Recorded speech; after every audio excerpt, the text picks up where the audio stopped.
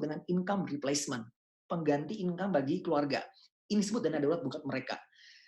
Apabila pemberi nafkah utama berhalangan tetap dan total karena dia pergi selama-lamanya akibat wabah ini, keluarga juga tidak begitu kreatif untuk bisa menciptakan penghasilan baru. Kenapa demikian? Mereka tidak bebas untuk bisa beraktivitas. Mereka butuh likuiditas saat ini. Nah, sehingga bagaimana apa yang dia sisihkan di awal tadi, sejumlah uang kecil, keluarganya dia bisa menerima dalam jumlah uang yang besar. Jadi teman-teman, bagi Anda yang mendengarkan ini, Anda udah tahu langsung ini konsep asuransi. Tapi bagi orang awam, belum tentu mereka langsung grab bahwa ini adalah asuransi. Di sini adalah sebuah seni bagaimana mengedukasi mereka, mengantarkan mereka kepada sebuah situasi di mana dia berhadapan dengan sebuah kenyataan yang tidak sama dengan realita. Masalah hanyalah sebuah pertemuan di mana harapan dan realita tidak ketemu. Itu baru disebut dengan masalah. Jadi masalah orang apa? Dikatakan begini, oh ini ada pandemi, ada COVID, itu adalah kenyataan. Yang menjadi masalah bagi dia adalah ketika dia tidak memiliki uang untuk memenuhi kebutuhan dia sehari-hari. Kenyataannya pandemi ini menyerang seluruh negara di muka bumi ini. Kenyataannya banyak keluarga yang terhenti penghasilannya atau berkurang penghasilannya. Banyak keluarga dalam posisi tidak siap ketika seseorang yang disebut dengan pemberi nafkah utama berhalangan tetap dan total karena ketiadaan dirinya. Orang banyak berbilang begini, masa sih asuransi masih bisa tetap laku dalam situasi seperti ini? Saya senang saya diundang di tanggal 9. Berarti sudah selama 2 minggu lamanya, selama 2 minggu, saya sudah sempat melakukan trial and error. Sudah sempat berhubungan dengan beberapa klien perbankan maupun klien dari teman-teman di perasuransian. Dan ternyata ide ini bisa diterima oleh mereka sehingga produksi itu tetap ada. Mari kita mundur ke belakang dulu. Ada yang disebut dengan financial freedom atau situasi hari tua yang diharapkan. Situasi yang pertama adalah bebas dari hutang. Situasi yang kedua adalah mempunyai likuiditas yang cukup. Situasi yang ketiga adalah memastikan perlindungan finansial yang baik. Situasi yang keempat adalah bagaimana mereka tetap berpenghasilan. Di sini ada perbedaan antara berpenghasilan tetap dan tetap berpenghasilan. Anak-anak mendapatkan pendidikan terbaik. Saya tidak menyebut menyelesaikan sekolah. Yang saya sebut adalah pendidikan yang terbaik. Apapun yang mereka yakini, apapun minatnya mereka, orang tua sanggup menyediakan. Memiliki rumah yang nyaman. Dulu kita pernah belajar dikatakan aset yang pertama yang perlu dimiliki oleh masing-masing kita adalah rumah. Kenapa? Rumah dari waktu ke waktu semakin tidak terjangkau harganya. Situasi apa yang ketujuh? Menikmati hari tua bersama keluarga dan sahabat. Jadi menikmati. Pada hari tua kelak, mestinya gaya hidup itu tetap atau bahkan naik, bukannya turun. Tadi di slide sebelumnya dikatakan, kita sekarang adalah sumber uang bagi orang. Kita hidup untuk kita menghasilkan uang, kita membiayai diri. Jika orang tua masih hidup, orang tua bukan merupakan dana darurat. Jika anak-anak yang sukses, anak-anak itu bukan merupakan rekening dana pensiun untuk masing-masing kita. Kita perlu membiayai diri sendiri. Baru ada statement yang kedua. Kita sekarang adalah sumber uang bagi kita kelak. Sama, nggak bergantung sama orang tua ataupun anak-anak. Tapi ada statement yang ketiga. Kita sekarang adalah sumber uang bagi keturunan kita kelak. Di sini disebut dengan menikmati hari tua.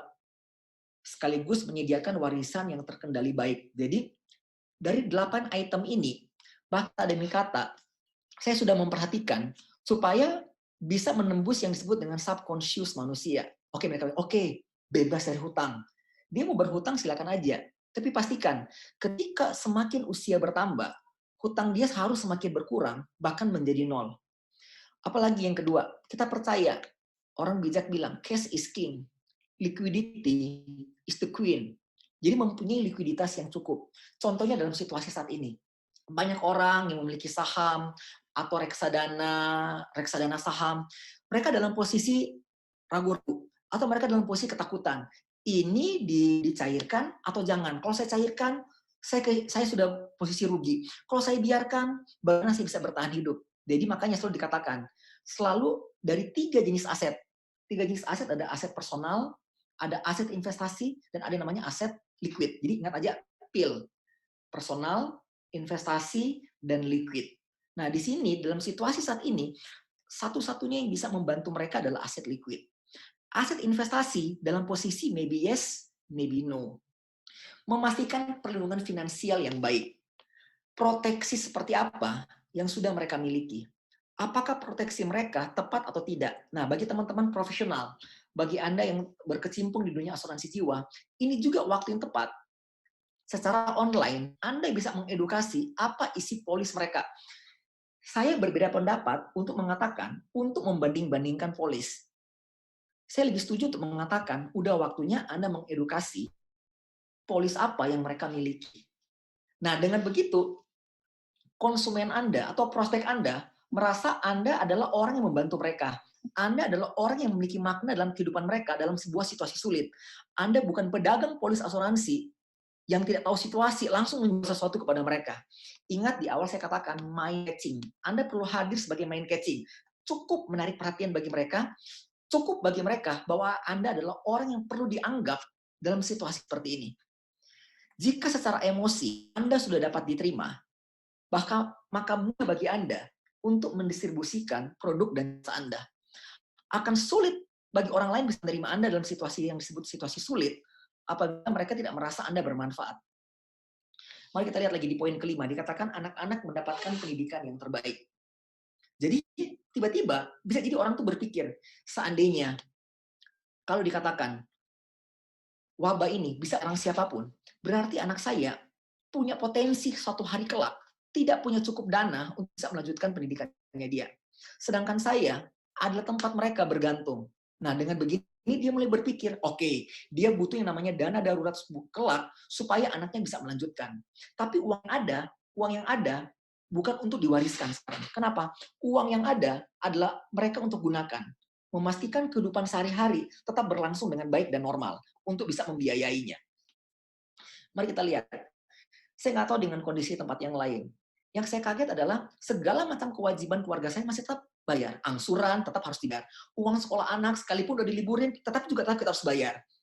Service charge di apartemen tetap harus dibayarkan. Semua ternyata berjalan normal. Malah pengeluaran kayaknya nggak berkurang juga. Tetap atau bahkan naik. Beberapa orang malah naik. Di rumah katanya malah naik pengeluarannya. Yang berbeda adalah yang kurang hanyalah uang transport yang nggak ada. Tapi yang lain tetap bahkan naik. Nah, di sini adalah sebuah ancaman keuangan bagi pasar Anda, bahwa perlindungan keuangan perlu terjadi dengan baik. Mari kita lihat, dalam situasi normal, seringkali ada sebuah edukasi. Jika ditanya begini, bagaimana cara Anda mengolah pendapatan atau penghasilan? Orang bisa ngomong macam-macam. Misalnya, saya kalau dapat uang, saya akan belanjakan untuk belanja kebutuhan rumah tangga. Saya akan cicil. Saya akan bayar anak sekolah. Saya akan bayar hutang. Apapun omongan orang, pertanyaan saya, itu mengelola pemasukan atau mengelola pengeluaran. Tiba-tiba mereka sadar, oh iya, itu adalah mengelola pengeluaran ternyata. Jadi pendapatan diapain? Pendapatan dijaga. Sebuah kalimat opening itu sudah menjurus kepada sebuah perlindungan finansial. Jadi pengeluaranlah yang kita kelola, penghasilan atau pemasukan yang kita jaga. Kalau ditanya begini, pemasukan dijaga, apa yang dijaga? Sumber pemasukannya. Jika ditanya lagi, kita sum up.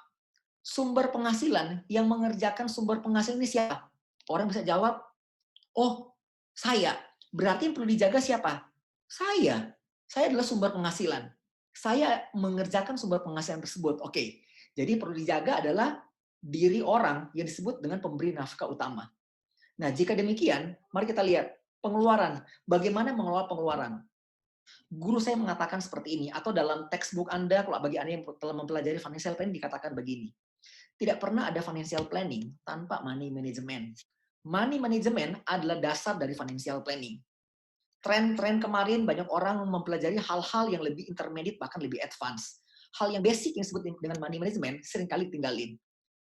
Yang menjadi luar biasa dalam 2 minggu pengalaman terakhir yang saya jalani bersama teman-teman yang lain adalah money management menjadi door opener terbaik bagi teman-teman yang ada di industri asuransi jiwa. Mari kita lihat bagaimana cara orang mengelola pengeluaran. Ketika dia sudah punya penghasilan, dia perlu ingat penghasilan dia terpotong pajak, dan akan terpotong pajak, dan akan punya potensi memiliki pajak terutang yang perlu dia bayar kelak. Jadi adalah terpotong pajak, akan terpotong, atau terutang yang akan dia bayar di kemudian hari. Memastikan pajak tidak menimbulkan masalah buat dia. Jadi orang sebenarnya begini, bagaimana cara untuk bisa menghemat pajak? Gampang, patuh aja, ikut aturannya, maka kamu akan menghemat. Nggak usah cari cara jalan main. Yang kedua, charity. Bagaimana bagi teman-teman melakukan perpuluhan, zakat, atau apapun namanya, itu dapat dijalankan. Kita sama-sama percaya, di balik harta kita ada haknya orang lain. Prinsipnya persis sama seperti donor darah. Semakin Anda disiplin donor darah, Anda akan kaget dan Anda akan menemukan tubuh Anda akan jauh lebih bugar. Kita demikian juga dengan harta. Jadi adalah the power of memberi. Jadi setelah dipotong oleh dua pengeluaran ini, pajak dan kegiatan amal, mari kita lihat dalam kehidupan pribadi. Memastikan hutang dibatalkan. Bagaimana cara membatalkan hutang? Jawabannya adalah dilunasi. Bagaimana cara melunasi hutang? Dibayar. Bagaimana cara bayar sekaligus? Ya dicicil. Yang pasti setiap bulan perlu dicicil. Jika kita berbicara hutang, kita tentu tahu hutang itu punya 3 barometer. Yang pertama adalah memastikan cicilan hutang tidak lebih dari 35% penghasilan Anda. Nah, dari hutang ini kita kenal sama-sama ada yang namanya hutang produktif, ada juga hutang konsumtif. Hutang konsumtif dikunci dengan angka 15%. Jika seseorang sudah punya hutang konsumtif, maka dia akan mengurangi budget dari total nilai hutang. Bukan berarti 15 sama dengan 35. Dia punya hutang konsumtif 10, berarti untuk bisa produktif sisa 25. Jika punya 15, produktif sisa 20. Dia perlu stop di 15% untuk konsumtif. Tidak boleh lebih. Syarat yang ketiga, total nilai hutang tidak lebih dari 50% total aset yang dia miliki. Misal, dia memiliki aset 20 miliar, maka potensi untuk dia boleh berhutang maksimum sampai dengan 10 miliar. Misal, penghasilan dia 100 juta, maka total yang bisa digunakan untuk cicilan adalah 35 juta atau kurang. Nah, dari rule of thumb tadi, orang bisa menjaga disiplin. Bagaimana jika dia sudah terlanjur lebih dari 35%? Sebaiknya dia bisa melakukan perpanjangan waktu sehingga cicilan hutangnya dia menjadi jumlahnya jadi kecil. Namun perlu disadari, secara total jumlah sesungguhnya itu menjadi besar. Nah, untuk ini peran Anda untuk bisa menjadi orang konsultan bagi dia. Bagaimana situasi yang tepat. Tetapi hutang juga perlu punya perlindungan, pelunasan. Ingat, hutang perlu dibatalkan. Karena waris meninggalkan dua. Ada harta, ada hutang. Dua-dua diwariskan. Nah, di sini peran Nancy bisa berperan juga buat mereka. Dalam situasi seperti ini, kalaupun ada kredit yang dapat ditunda, bukan berarti kredit itu langsung otomatis lunas.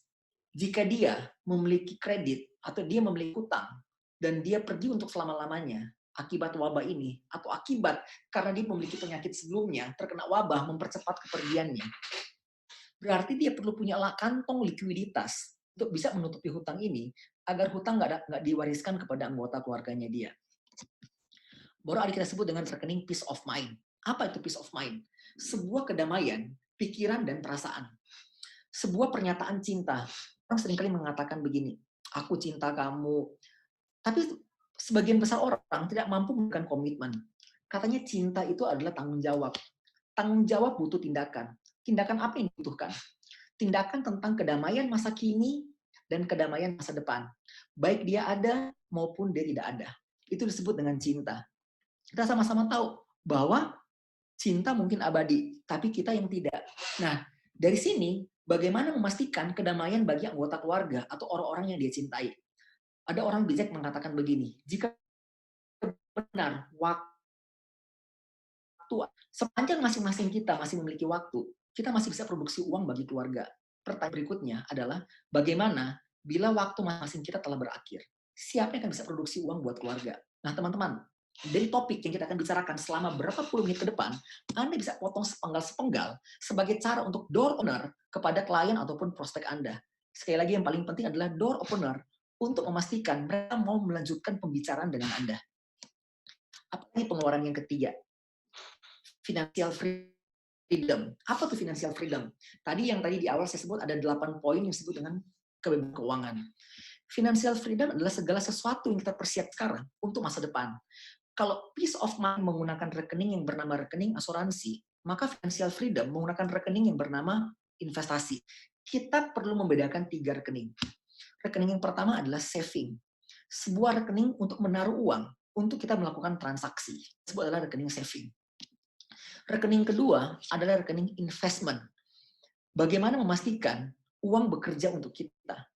Jadi, dulu kita memiliki waktu, kita memiliki tenaga, tukarkan untuk uang.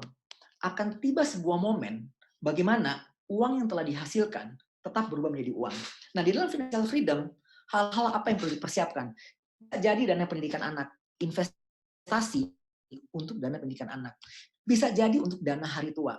Bisa jadi untuk dana liburan. Bisa jadi untuk dana ibadah. Bisa jadi untuk dana pembelian rumah berikutnya. Dana untuk pernikahan anak atau apapun. Ini menggunakan rekening disebut dengan rekening investasi.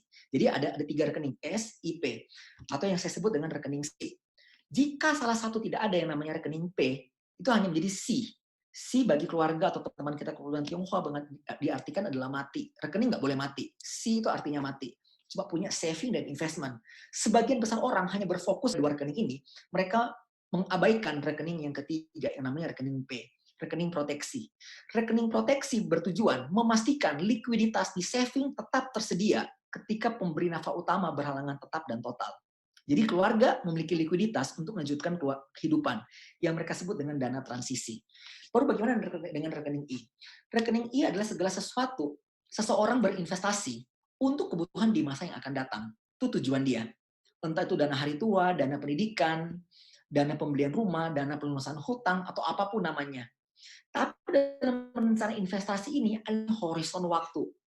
Apabila dia tidak tercapai horizon waktu yang dia rencanakan, karena dia berhalangan tetap dan total, alias check out dari bumi, hanya ada satu rekening yang bisa menggantikan fungsi rekening investasinya dia. Sebuah likuiditas one lump sum yang bisa diberikan kepada mereka untuk bisa mencapai cita-cita atau harapan yang dikehendaki bersama. Dan pengeluaran yang terakhir adalah biaya titik-titik hidup. Saya suka mengisi namanya biaya titik hidup. Mari kita perhatikan. Pengeluaran pertama adalah tax dan charity. Ini level 1. Setelah 2 ini selesai, uang yang ada kita lihat. Sisihkan untuk pelunasan hutang.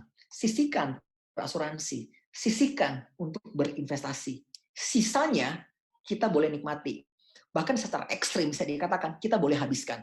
Asalkan tadi kita sudah selesai. Oke, untuk persiapan pajak terhutang, kita sanggup untuk membayarnya. Untuk kegiatan amal, kita juga menjalankan. Ada atau tidak ada, kita mengusahakan tetap ada. Jika punya hutang, bayarlah. Jika nggak punya hutang, nggak usah perlu berhutang juga. Tapi jika berhutang, itu perlu dilunasi agar nggak diwariskan. Terus bagaimana yang namanya memiliki berasuransi? Berasuransi minimum 10% dari income. Itu adalah sebuah aturan standar. Tapi orang tanya, idealnya apa? Idealnya perlu dilihat apa rencana investasinya dia, apa tujuan dari rencana investasi orang ini. Setiap tujuan rencana investasinya dia, semesti dia memiliki yang namanya manajemen risiko. Manajemen risiko di sini disebut adalah polis asuransi. Jadi, ketika dia memiliki sebuah tujuan hidup, misalnya tadi dana hari tua, dana pendidikan anak, dana ibadah, dana liburan, dia menggunakan rekening investasi. Dia melakukan apa yang disebut dengan alokasi aset dan diversifikasi. Jadi, alokasi aset dan diversifikasi dilakukan dalam rekening investasi untuk tujuan hidupnya dia. Namun, dia perlu menyadari, dia perlu melakukan yang namanya manajemen risiko. Manajemen risiko, dia akan gunakan yang namanya rekening asuransi. Jadi memastikan Anda perlu mengedukasi mereka. Sisihkan uang untuk teks, sisihkan uang untuk beramal. Setelah itu, kita mulai mengambil maksimum 35% untuk cicilan hutang. Memastikan hutang tidak diwariskan kepada keluarga. Minimum 10% dari income untuk berasuransi. Itu minimum. Idealnya bagaimana? Setiap tujuan investasi dilapisi dengan manajemen risiko menggunakan rekening asuransi. Kemudian financial freedom, berinvestasi sama minimum 10% juga dari income. Itu hanya membangun sebuah kebiasaan. Apabila dia memiliki tujuan-tujuan hidup tertentu, ya mau nggak mau harus lebih dari itu. Sisanya silahkan dia nikmati, silahkan juga mau dihabiskan.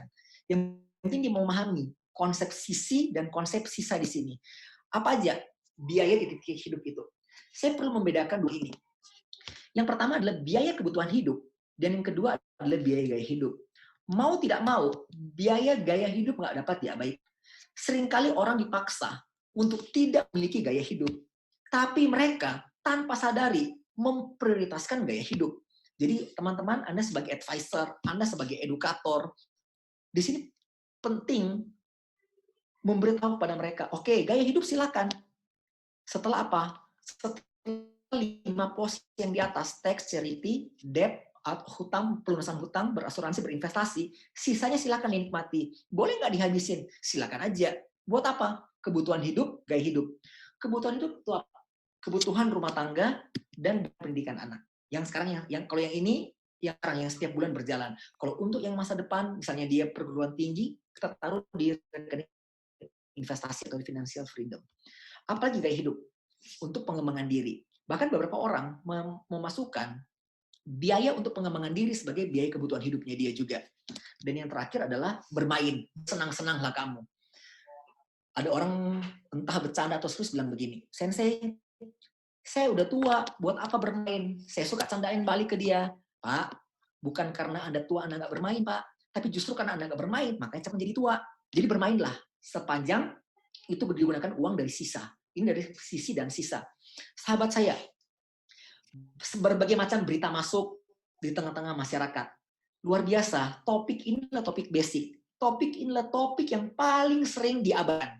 Jangankan oleh konsumen, praktisi sendiri seringkali malah mengabaikan sebuah modul yang disebut dengan money management. 2 minggu, tanggal 27 sampai kemarin, saya sudah diundang berkali-kali secara online untuk client gathering, ataupun untuk atau yang Anda sebut dengan group selling, ataupun untuk kegiatan BOP, itu menggunakan konsep money management. Kenapa? Orang membutuhkan yang namanya edutainment. Mereka mendapat manfaat dan mereka terhibur di sana. Jadi teman-teman, kita mari di 15 menit yang terakhir, kita lihat action apa. Anda bisa ngomong kepada mereka. Ada 2 hal yang perlu dijaga. Yang pertama, jaga diri dan jaga uang. Jaga diri itu apa yang pertama kali? Jaga hati. Jangan sampai hati ini menjadi murung. Karena kalau jika Anda lebih banyak fun, Anda lebih banyak fresh, Anda fit, daya imun tubuh akan lebih baik. Ya, ikuti juga petunjuk dari pemerintah, WHO, atau apapun yang mudah Anda dapatkan di pemberitaan yang positif tentunya. Yang kedua, yang bisa menjadi bidang andil, jaga uang. Dari 2 jaga uang ini, yang perlu dipastikan tetap ada adalah pengeluaran kebutuhan dasar sehari-hari dan premi asuransi. Jangan sampai polis itu menjadi lapse. Jika lapse dan tanpa sengaja, dialah yang terkena wabah ini dan dia harus berhalangan tetap dan total, kasihan keluarganya. Kenapa asuransi? Ya karena dia yang satu-satunya tempat yang bisa menyediakan sebuah likuiditas ketika pemiliknya telah tiada. Dengan situasi ini, mestinya orang-orang menjadi sadar pentingnya memiliki 2 hal. Yang pertama emergency fund, dan yang kedua adalah passive income. Bagi praktisi, agar tetap produktif dalam situasi seperti ini, membutuhkan kuantitas. Jika Anda sebagian besar di sini, saya nggak tahu pesertanya apakah seluruhnya atau sebagian besar adalah praktisi asuransi jiwa, bukan beberapa, sebagian besar memberikan testimoni. Kemarin mereka tanya, Sensei, apa aktivitas kita? Saya sampaikan kepada mereka, Anda perlu menghubungi orang lebih banyak lagi. Dulu dalam situasi normal, Anda menghubungi 2, 3, 4 orang per hari. Bertemu dengan 2, 3, 4 orang. Bertemu. Situasi seperti ini, setidaknya Anda perlu meningkatkan kuantitas. Mereka tanya, berapa? Karena saya bukan praktisi asuransi, saya melihat apa aktivitas saya sejak tanggal 27. Aktivitas saya sehari-hari ada yang namanya brainstorming dan consultation. Itu dibatasi 30 menit sampai 45 menit. Training, ada training 1,5 jam dan sampai dengan 3 jam. Tapi kalau semua murni konsultasi ataupun brainstorming, saya sanggup menyelesaikan 11 online. Saya tiba-tiba secara tidak sengaja ngomong gini ke mereka, kamu harus bisa menghubungi 11 orang minimal kali. Bagaimana cukup waktu? Ya kamu hubungi orang, jangan panjang-panjang. Dalam situasi normal aja, di dalam persuasive communication dikatakan sebenarnya lebih dari 90 menit tatap muka. Nah, apalagi sekarang hanya lewat voice ataupun video call maksimum 45 menit. Sehingga mereka kejar-kejar dengan waktu 30 sampai 40 menit mereka bisa menghubungi orang. Akhirnya yang terjadi adalah semakin banyak kuantitas orang yang mereka hubungi dan mereka masih bisa produksi dan rekrut Di antara 11 orang per hari ini. Ada yang benar disiplin, minimum 11 orang per hari. Orang tanya, Sensei itu teori dari mana? Saya bilang, teorinya nggak ada. Cuma saya melakukan 11 kali online per hari. Oh iya, begitu. Ya, nggak ada yang lebih dari 40 menit kecuali FPS di Indonesia yang 1 jam aja. Ataupun yang kelas training yang 3 jam. 3 jam yang dibagi beberapa hari juga. 3 jam seperti itu. Nah, terus ada yang bilang begini, Sensei, tapi kalau orang mau bayar, kalau saya produksi baru, bagaimana cara dia bayar premi? Oke, ingat sekali lagi teman-teman, inilah sebagai sebelum kita bubaran, ingat ada 2 hal yang menarik di sini, emergency fund dan passive income. Benarkah teman-teman, Anda yang berada di industri asuransi jiwa, Anda punya potensi passive income setidaknya 2 tahun pertama dari mereka bayar premi, setidaknya. Ada banyak testimoni mengatakan, Sensei, iya, pada akhirnya kita bisa menjual sekaligus merekrut dia. Saya tanya, gimana caranya?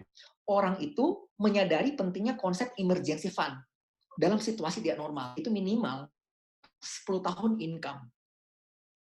Dia ingin memiliki dalam bentuk polis asuransi. Terus ditawarkan sama si agent atau leader asuransi tadi. Supaya kamu bisa bayar premi, kamu bergabung dalam komunitas kami. Apa komunitasnya? Komunitas Financial Educator. Kenapa? Kamu bisa mengedukasi pentingnya jaga uang saat ini kepada orang kebanyakan. Semakin mereka cerdas mengelola uangnya mereka bisa menyisihkan uang untuk bisa bayar premi.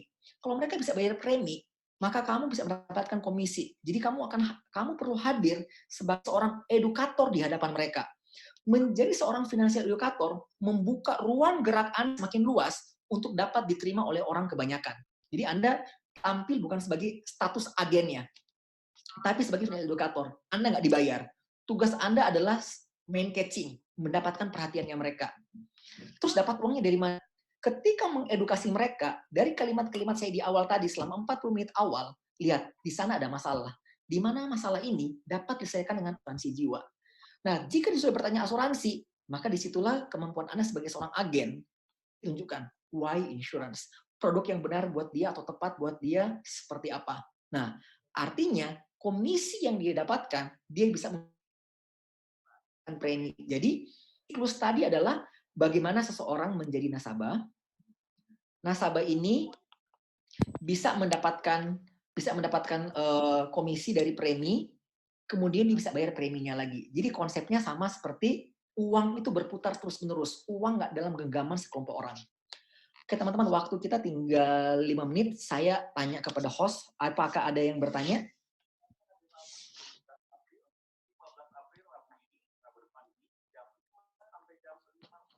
Oke. Terima kasih Pak Hendra sebelumnya. Yes, Mas Fikri. Ya, ada beberapa pertanyaan dari peserta. Yang pertama saya bacakan Pak ya. Ya. Dari Ibu Maria, topik dana darurat ini apakah tepat untuk semua level nasabah? Oke, topik dana darurat cocok untuk kalangan menengah. Untuk kalangan yang atas banget, jadi teman-teman, jadi saya cerita adalah, saya berbeda dengan Anda, saya bukan agen, tapi saya banyak membantu bank sama agen untuk tetap memproduksi namanya polis asuransi. Pada kenyataannya, ada orang yang tidak terganggu secara keuangan dalam situasi seperti ini. Mereka baik-baik aja. Jika situasi mereka bukan sekedar baik-baik aja, amat baik-baik aja, maka topik dana darurat itu cuma sebagai door opener aja. Anda bisa kembali kepada topik yang berbeda, misalnya topik legacy atau topik lainnya. Tapi pasar yang paling besar, yang mudah dijangkau dalam situasi seperti itulah topik yang namanya golongan menengah, sehingga topik dana darurat adalah isu yang tepat, bisa digunakan. Ya, silakan, Fik. Ya, oke, selanjutnya dari Ibu Christine Leonardi. Banyak nasabah yang justru mengatakan bahwa karena mereka membutuhkan dana darurat, sebab itu mereka tidak berminat untuk menambah asuransi. Halo, Fik, nggak kedengaran suaranya? Mengenai dana darurat, ya, dana darurat. Banyak nasabah yang justru mengatakan bahwa karena mereka membutuhkan dana darurat, sebab itu mereka tidak berminat untuk menambah asuransi untuk saat ini. Apa yang bisa kita lakukan sebagai advisor untuk mengedukasi mereka? yuk. Teman-teman, yang sering kali yang kita dapatkan di pasar, pengalaman 2 minggu saya yang kemarin adalah orang mengatakan cash. Jadi hati-hati. Anda perlu masukkan dana darurat sebagai edukasi. Sekarang cash menjadi penting. Mereka berusaha memegang cash tangan. Maka mereka pun nggak percaya taruh uang di bank. Cash ada di tangan. Tapi kita bisa menunjukkan bahwa Anda perlu menunjukkan bahwa uang cash di tangan itu sangat penting untuk diri dan keluarganya. Tunjukin kepada dia seperti itu. Namun ingat, uang itu bukan sekedar disimpan. Uang itu perlu ada simpan dan ada jaga. Jadi ada simpan uang dan jaga uang agar dapat digunakan di saat ini dan digunakan di saat nanti. Oke, teman-teman, saya ulangi ya. Simpan uang dan jaga uang adalah 2 konsep yang berbeda, tapi memiliki tujuan yang sama. Untuk digunakan di saat ini atau digunakan di saat nanti. Uang yang ada di tangan, kita nggak pernah tahu kapan waktu ini akan berlalu. Uang ini bisa berpotensi akan habis. Akan habis iring jalannya waktu dan memungkinkan si pemberi nafkah utama pergi untuk selama-lamanya juga. Sekarang kita sekarang mengenal istilah OTG, orang tanpa gejala. Tiba-tiba dia yang kena karena nggak dapat perawatan, 2-3 hari dia check out pada akhirnya. Jadi dia perlu mempersiapkan dana darurat yang berikutnya dengan cara menyisihkan sedikit untuk mendapatkan hal yang besar. Jadi hanya Anda perlu tanya balik ke dia, Pak. Setuju, Pak. Cash perlu ada di tangan, tapi dana darurat perlu juga disediakan. Setuju juga, kebutuhan dasar sehari-hari perlu dipenuhi. Tetapi kebutuhan dasar ini menjadi penting juga apabila pemberi nafkah utama tetap ada atau tidak ada. Apabila Anda bertemu dengan pasar yang memang orangnya pas-pasan, dia adalah sebuah potensi orang yang buat Anda rekrut. Nah, namun yang terjadi adalah sebaiknya orang ini membeli polis dulu, baru dia join bersama Anda menjadi agen. Kenapa? Satu-satunya motivasi dia untuk tetap berjalan sebagai seorang agen adalah untuk membayar preminya dia. Nah, teman-teman, cara ini sudah bekerja. Jadi, uang itu berputar lagi. Oke, dia 1-2 bulan pertama dia menggunakan uangnya sendiri. Sembari dia berharap bulan berikutnya dia dapat komisi untuk bisa membayar itu. Nah, sekali lagi, kita nggak bisa menjanjikan dia pasti bisa. Jadi, untuk nasabah dan rekrut, itu adalah metode tergantung bagaimana Anda bisa membimbing dia. Tapi kalau ditanyakan, kalau mereka mengatakan dana, makanya uangnya nggak bisa bayar premi, Anda bisa menunjukkan bahwa asuransi adalah bagian dari konsep dana darurat juga. Oke, Vic, silakan. Oke, selanjutnya Fikri. selanjutnya dari Bapak Andreas Hartono. Apa yang harus dilakukan jika dana darurat 3 bulan ke depan habis? Pak, dalam situasi seperti ini, saya juga merasakan hal yang sama. Jadi, saya sebagai seorang presenter, sebagai seorang trainer, di seminggu awal, tanggal 20 sampai tanggal 26, tiba-tiba blank. Semua agenda itu mereka dengan bahasa halus, bukan di-cancel, karena di-pending. Tapi artinya, ketika itu di-pending sebagai seorang profesional yang memiliki active income, berarti sudah setengah kiamat artinya. Nah, di situ kita mulai menghitung, uang kita berada di mana? Waduh, uangnya terlanjur ada di, misalnya di saham. Ya, apakah ini waktu yang tepat untuk kita likuidasi? Likuidasi atas yang namanya equity harusnya berakibat 2 dong, kan dia kan naik dan turun. Kalau pada waktu yang tepat, kita ada kerugian. Jika di waktu yang tepat, kita untung. Sekarang situasi tidak menguntungkan. Nah, jika ditanya, apa yang dapat kita lakukan? Kita perlu mendapatkan namanya source income baru. Jadi makanya orang tuh perlu punya income baru. Nah, Pak Andreas, pertanyaan inilah yang memicu selama 2 minggu kemarin, tiba-tiba angka perekrutan itu terjadi. Saya nggak mau fokus ke orang asuransi aja. Apapun yang bisa dia lakukan, dia perlu mendapatkan income baru. Atau dia bisa melakukan yang namanya mengeksekusi hartanya dia kepada orang lain yang memiliki likuiditas yang berlebihan. Jadi dia bertemu dengan orang lain, menghubungi orang lain yang memiliki likuiditas yang lebih dari cukup untuk bisa mengakuisisi aset yang dia miliki, tentunya aset yang lain. Mau nggak mau dia melakukan itu, bagaimana mendapatkan uang yang baru. Kalau dari uang yang ada di sini, 3 bulan dia mengukur, 3 bulan saya bisa gunakan untuk apa saja. Silahkan dia mereview lagi, pengeluaran ini benar-benar harus atau tidak. Bolehkah 3 bulan menjadi 6 bulan, apabila dia melakukan penekanan atas pengeluaran yang ada. Jadi pengeluaran itu dia perlu mereview lagi. Sekali lagi, begitu sekalipun 3 bulan menjadi 6 bulan, tetap ada batasnya. Jawaban cuma satu, dia perlu mendapatkan income baru. Entah itu dia memiliki sebuah profesi baru, bisa dilakukan tanpa harus bertemu orang, bisa dengan online seperti ini, atau yang kedua, melikuidasi asetnya dia kepada orang lain. Yes, Fik, silakan. Selanjutnya dari Ibu Fikri. Christina Angger. Ya. Apa yang harus dilakukan apabila dapat dana pensiun yang sudah dicairkan semua sebesar 400 juta? Apa yang harus dilakukan dengan uang tersebut supaya di sisa umur masih bisa melangsungkan hidup dengan uang nominal segitu?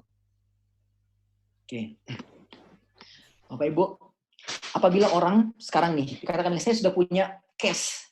Tadi misalnya dibilang ini 400 juta. Apa yang perlu dilakukan? Berarti orang ini dalam posisi usia lanjut. Usulan saya, silakan dia tetap menikmati.